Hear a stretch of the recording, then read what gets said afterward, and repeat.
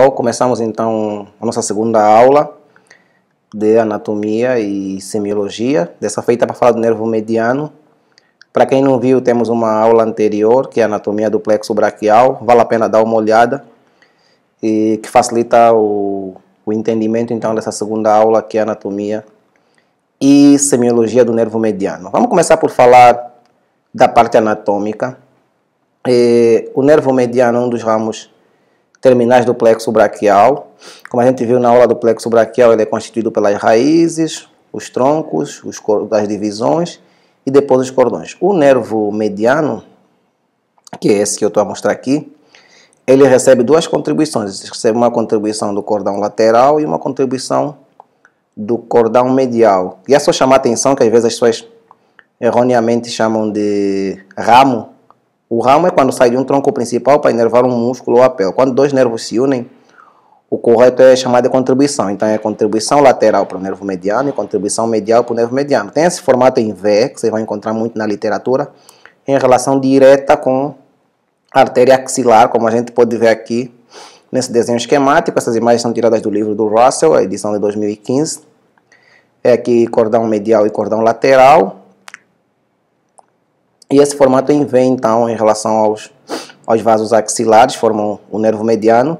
O nervo mediano corre entre a musculatura flexora e extensora do braço, né? Essa é a anatomia nervosa do braço. Aqui os músculos flexores, aqui são os músculos tensores. Aqui devia estar a fáscia braquial.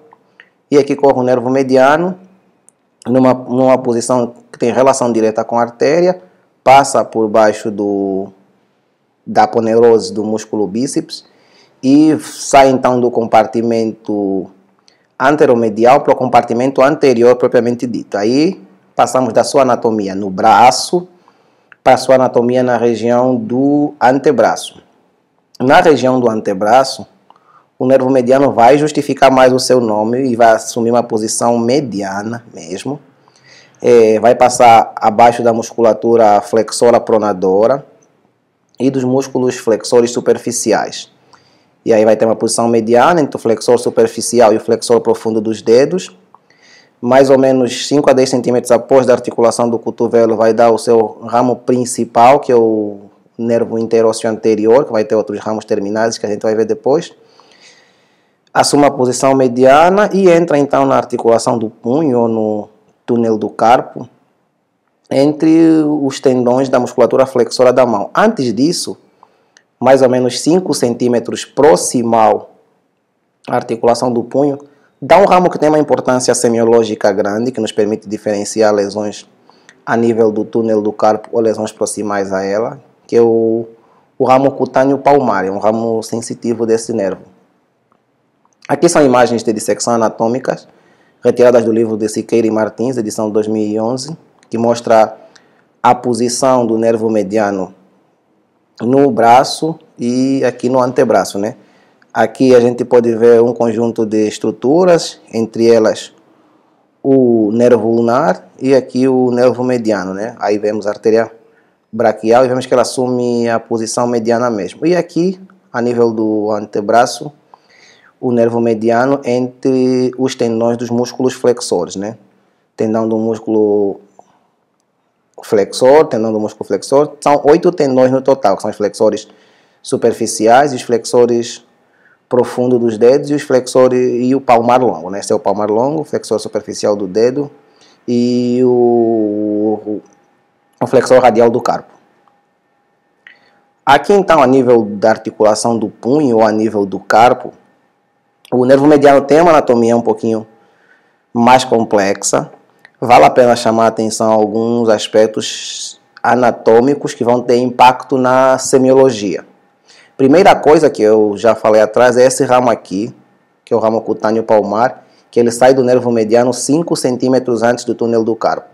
Isso é muito importante porque se tivermos uma síndrome do túnel do carpo, uma síndrome de compressão do nervo mediano a nível do punho, que é a síndrome compressiva de nervos periféricos mais frequente que existe, em tese, esse ramo aqui vai estar preservado e a sensibilidade dessa região estará preservada, que é um dos modos que clinicamente nos permite fazer um diagnóstico diferencial. A nível do túnel do carpo, o nervo fica logo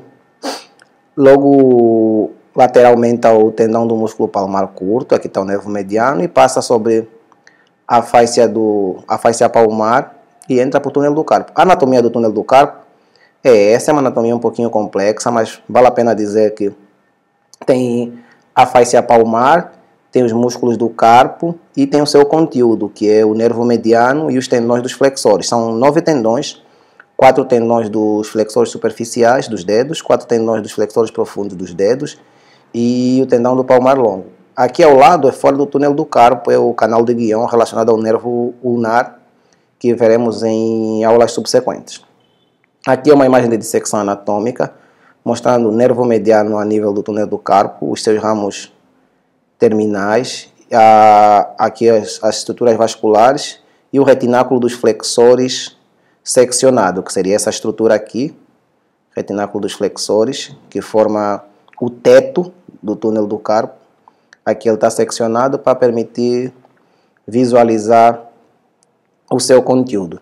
Então, para aplicarmos esse conhecimento básico de anatomia do nervo mediano para a semiologia, para o exame físico e para possivelmente fazermos hipóteses diagnósticas e formulações terapêuticas, temos que ter noção que a gente divide essa parte semiológica em 2 grandes grupos, né? O exame motor, que é o exame da musculatura, e o exame sensitivo. O exame motor, a gente tem que saber quais são os músculos que são inervados pelo nervo mediano. São todos esses aqui. Didaticamente, a gente os divide como o grupo proximal do antebraço e a musculatura da mão. Em resumo, o nervo mediano é um nervo flexor.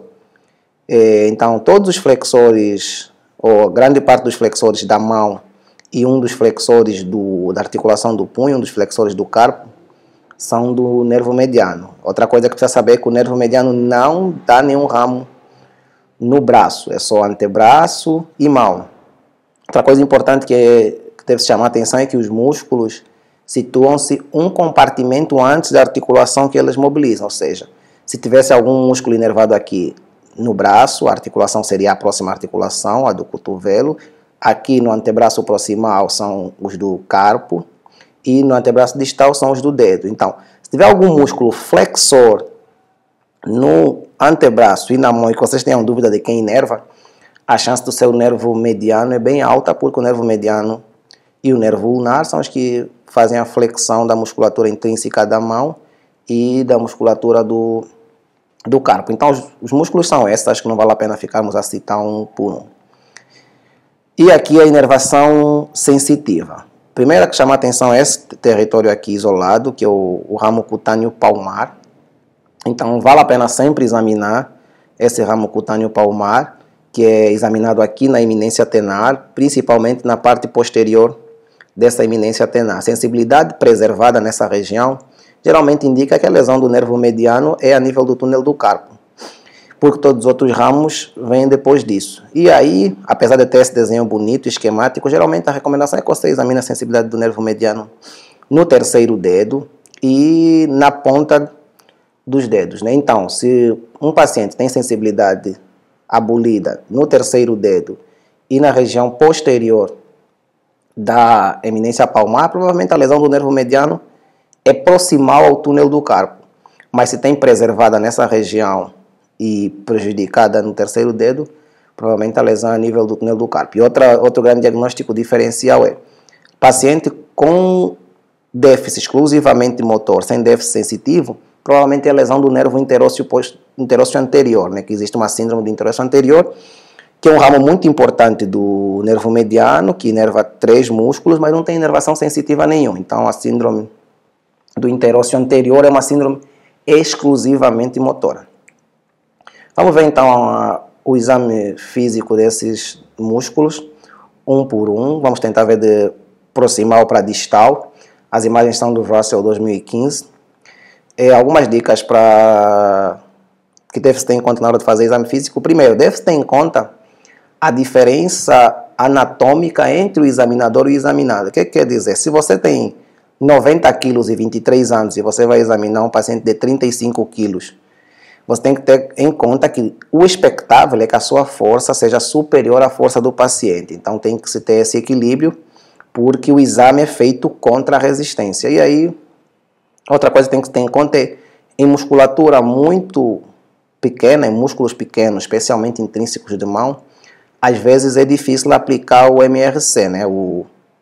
A escala de graduação de força muscular de grau 5 a 0, de plégico a normal. Então, às vezes o que a gente coloca é normal a normal, plégico parético, simétrico a assimétrico. É mais importante, às vezes, definir se a força está ou não normal do que tentar dar um grau que, às vezes, é muito difícil.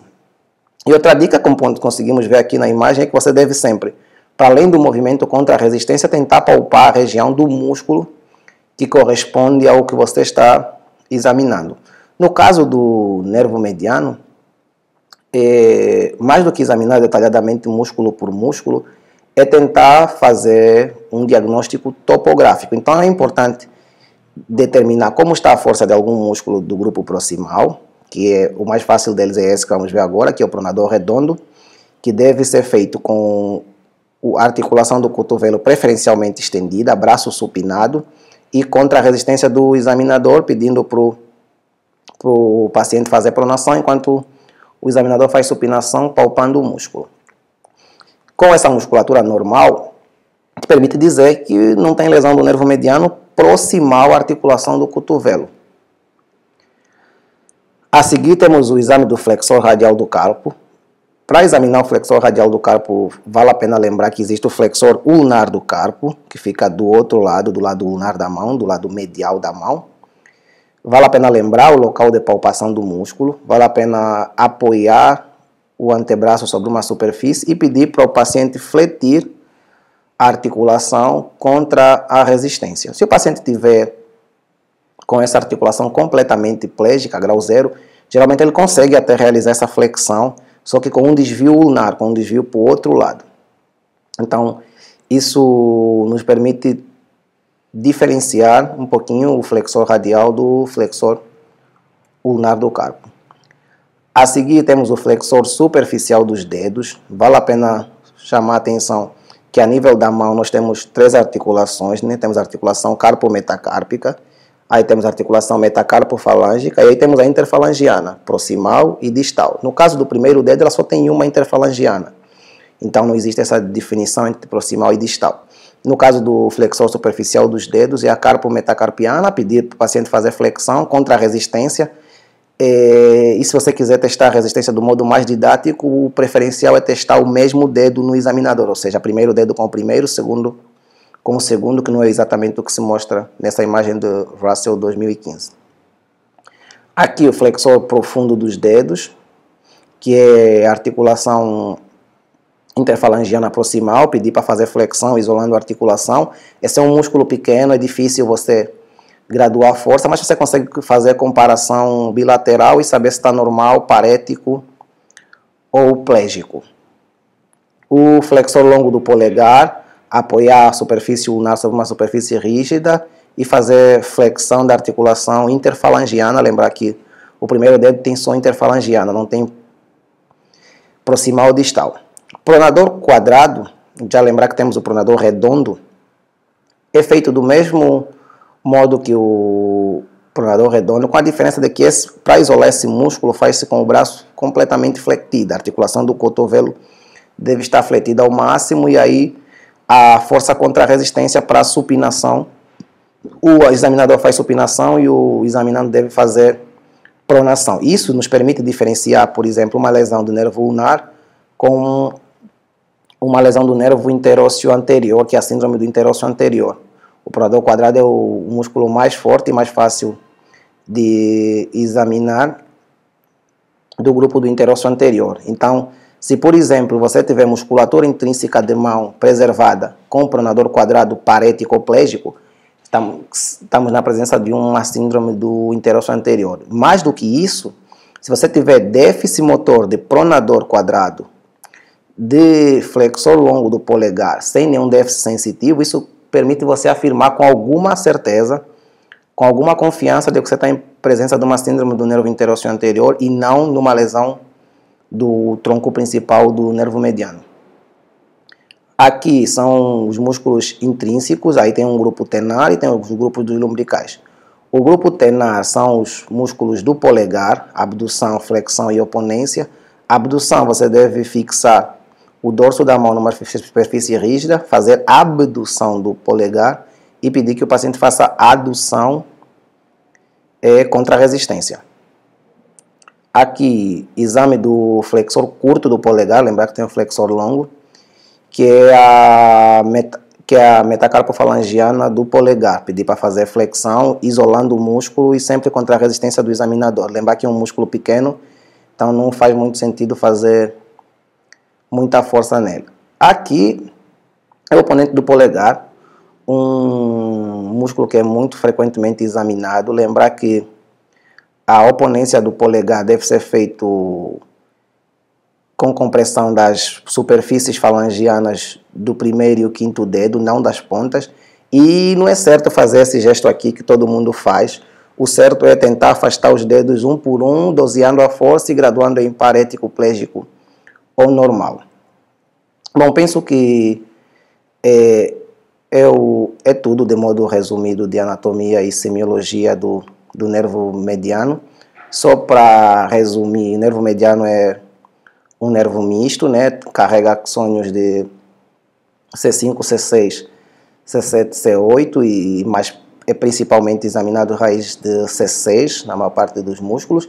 Ele é um nervo misto, sensitivo e motor, com sensibilidade principalmente do terceiro dedo e da ponta dos dedos, e tem um ramo proximal que eu chamei a atenção na aula, que é da parte da eminência tenar e que tem significância clínica muito importante. As síndromes clínicas mais frequentemente associadas à lesão do nervo mediano são lesões traumáticas diretas do nervo mediano, quer sejam cortantes ou contusas, e a síndrome compressiva de nervos periféricos mais frequente que existe é do nervo mediano, que é a síndrome do túnel do carpo, e que vale a pena saber examinar e topografar uma lesão que está a nível do túnel do carpo ou que está proximal a ela. É tudo, então nos vemos em próximas aulas e muito obrigado a todos.